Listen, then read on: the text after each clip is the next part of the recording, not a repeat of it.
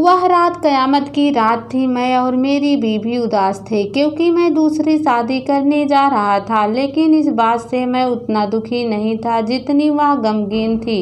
हमारी शादी को 6 साल हो चुके थे। 1000 कोशिशों के बावजूद हमारे आंगन में कोई फूल नहीं खिल था। इस कमी को लेकर के मैं कुछ उदास रहने लगा था और नंदनी की तरफ से मन भी हटने लगा था, जबकि उसके प्यार में कोई फर्क नहीं आया था। वह मुझे भी समझाती कि मैं नाउम्मीद ना होऊं, कभी ना कभी तो उसकी गोद जरूर हरी होगी। नंदनी को मैंने पहली रात से ही प्यार दिया था। आम पतियों की तरह अपना प्यार जताने के लिए किस्म के डायलॉग भी बोले थे, मगर सच तो यह है कि मुझे औरतों की वफा पर कभी पूरा विश्वास नहीं रहा। मैं तो इस कमी के चलते यहाँ तक सोचने लगा कि औलाद की चाह में औरतें कभी कभी गलत कदम भी उठा लेती हैं। नंदनी एक प्राइवेट फर्म में काम करने जाती है, क्या पता वह भी खैर। इन बातों की मुझे खास चिंता नहीं थी। मेरे मन में तो अब बस एक ही ख्वाहिश करवटें ले रही थी, दूसरी शादी करने की ख्वाहिश। लेकिन नंदनी से यह बात कहने की हिम्मत नहीं हो रही थी। मैं बड़े ही पसोपेश में था कि तभी मुझे माँ का एक खत मिला। खत पढ़कर मेरा दिल बाग बाग हो गया।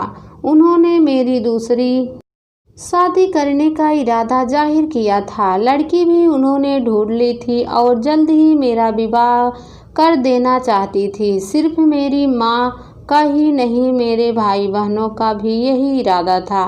खत पाकर जैसे मुझ में हिम्मत सी आ गई। ऑफिस से छूटते ही मैं सीधे घर पहुंचा और खत नंदनी के हाथ में थमा दिया। वह खत पढ़ने के बाद हैरत से बोली, यह सब क्या है भाई? मेरे घर वाले ने मेरी दूसरी शादी का इरादा जाहिर किया है। और क्या है वैसे, तुम क्या कहती हो? वह कोई जवाब देने के बजाय उल्टे मुझसे ही सवाल कर बैठी। आप क्या कहते हैं भाई? मैं तो सोच रहा हूँ कि अब मुझे दूसरी शादी कर ही लेनी चाहिए, शायद इसी बहाने हमारा सोना आंगन चहक उठे। इतना कहकर मैं उसका चेहरा पढ़ने लगा। उसके चेहरे पर उदासी उमड़ आई थी। मैं फिर बोला, अब तुम भी कुछ कहती तो अच्छा होता। मैं क्या कहूँ, जैसा आप बेहतर समझें करें। हमारे बीच कुछ देर खामोशी रही।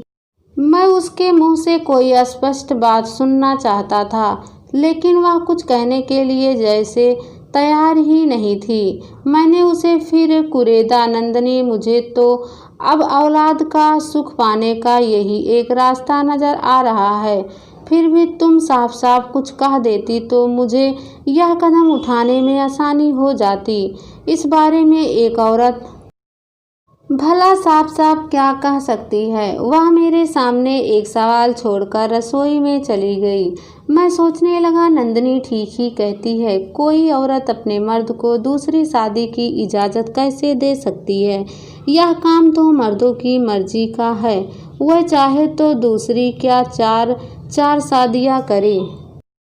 मैं भी कितना बड़ा बेवकूफ़ हूँ। यह सोचकर मैं मुस्कुरा उठा और शादी करने का मेरा इरादा पुख्ता हो गया।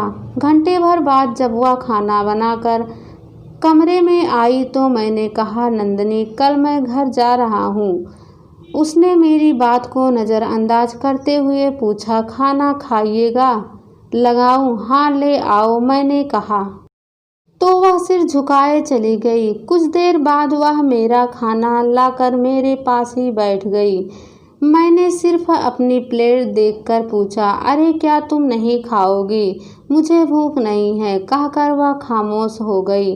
मैंने भी उससे जिद नहीं की और चुपचाप खाने लगा, क्योंकि मैं जानता था कि उसकी भूख प्यास तो माँ का खत पढ़ते मर गई होगी, इसलिए जिद करना बेकार था। खाना खाने के बाद हम दोनों चुपचाप बिस्तर पर आ गए।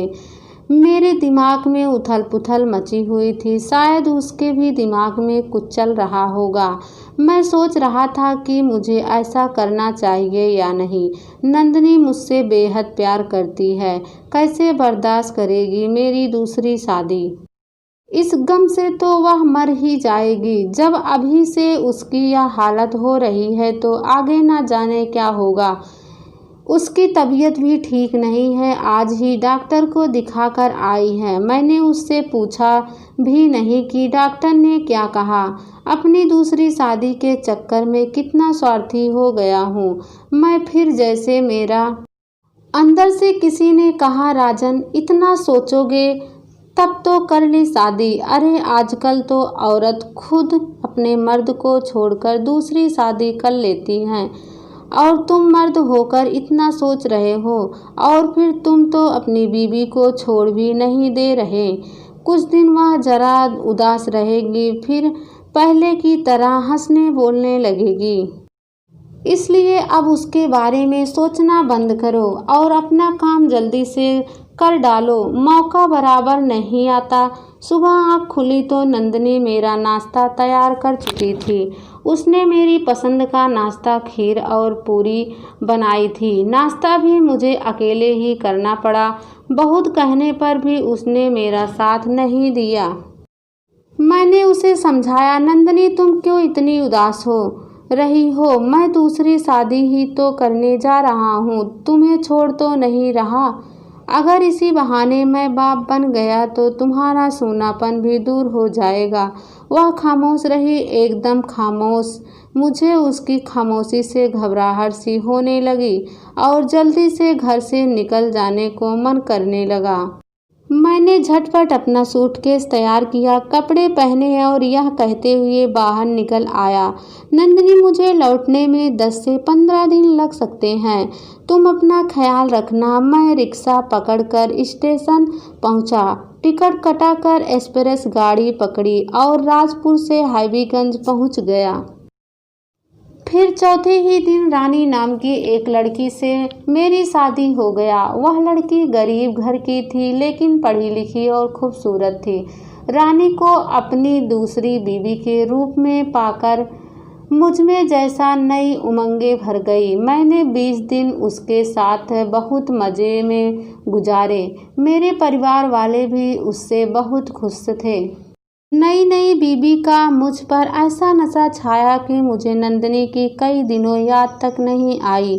फिर मुझे नंदिनी की चिंता सताने लगी, उसके बारे में बुरे बुरे ख्याल आने लगे। फिर एक दिन मैंने अचानक राजपुर की गाड़ी पकड़ ली। ट्रेन से उतरकर जब स्टेशन से बाहर आया तो मुझे डॉक्टर पप्पू मिल गए। वह मुझे देखते ही लपक कर पास आते हुए बोले, भाई मुबारक हो, मैं कब से ढूंढ रहा हूँ तुम्हें मुबारकबाद देने को। उनके मुंह से ये शब्द सुनकर मैं सोचने लगा कि मेरी शादी के बारे में इन्हें कैसे पता चल गया। शायद नंदिनी ने इन्हें बताया हो। मैंने झेंपते हुए उनकी मुबारकबाद का शुक्रिया अदा किया तो वह कहने लगे, भाई सिर्फ शुक्रिया से काम नहीं चलेगा, कुछ खिलाना पिलाना भी पड़ेगा। बड़ी तपस्या का फल है। तपस्या का फल मैं कुछ समझा नहीं।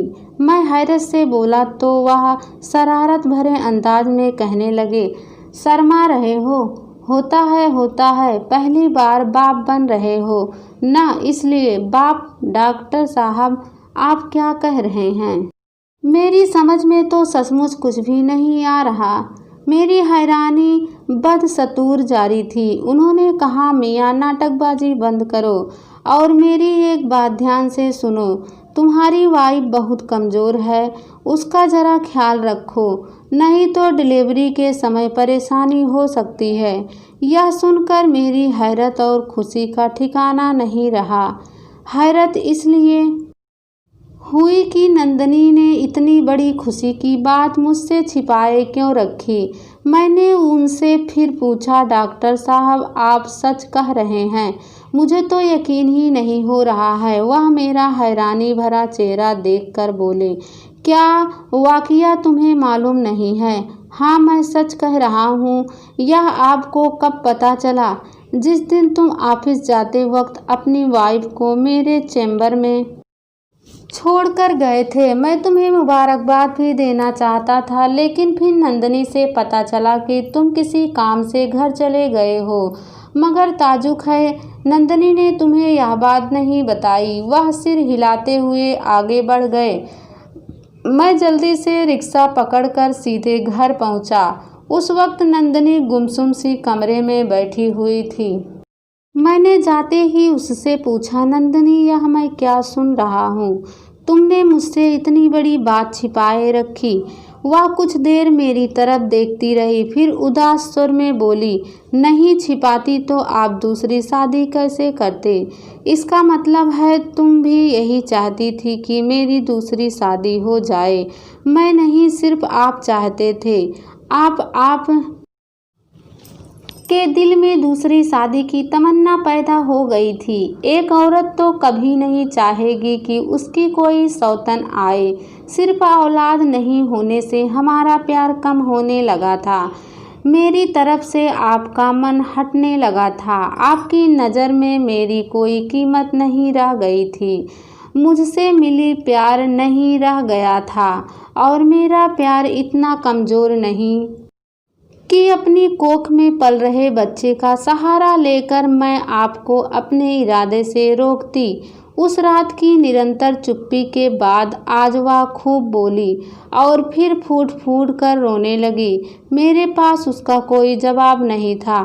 मैंने उसके आंसुओं को पोंछते हुए कहा, नंदनी, मैं औलाद के लिए नहीं बल्कि दूसरी शादी के लिए लालच हो गया था और भूल कर बैठा। अब शायद इस भूल की सज़ा भी मुझे काटनी पड़ेगी। वह मुझे माफ़ करके मेरे गले से लग गई थी। आज इस बात को लगभग 15 साल गुजर चुके हैं। मैं 6 बच्चों का बाप बन गया हूँ। 3 नंदनी के हैं और 3 रानी के। 2 शादियाँ करके जैसे 2 नावों की सवारी कर रहा हूँ। बहुत टेंशन में रहता हूँ। नंदनी तो बहुत सूझबूझ वाली और संवेदनशील औरत है, लेकिन रानी छोटी छोटी बात पर भी मुझसे झगड़ती और ताने सुनाती रहती। आज मैं बहुत पछता रहा हूँ। सोचता हूँ आखिर मैंने दूसरी शादी क्यों की।